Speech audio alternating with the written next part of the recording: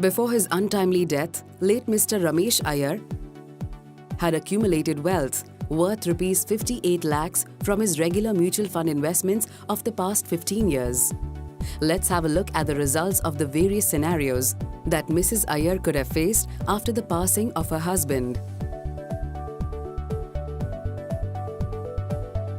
Situation 1.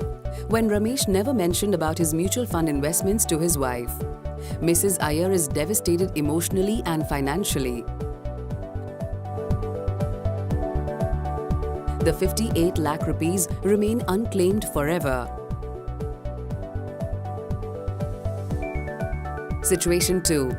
When Ramesh had made his wife the nominee in all his investments across mutual funds and insurance policies, and Mrs. Iyer was aware of this fact. The options available to Mrs. Iyer in this situation are to A. Transmit the mutual fund investments in her name, or B. Apply for transmission as well as redemption where the amount gets credited in her bank account, generally in 3 weeks' time. Situation 3. When Ramesh has a joint mutual fund holding along with his wife as the survivor.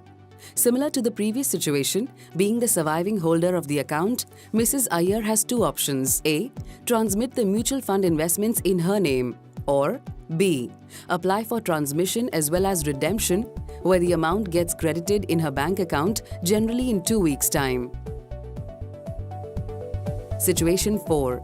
When Ramesh is the sole holder of his mutual fund account and Mrs. Iyer is not a nominee, but Ramesh has kept Mrs. Iyer informed of his investments. In this situation, Mrs. Iyer has to run around trying to prove herself as the legal heir before she can even apply for transmission.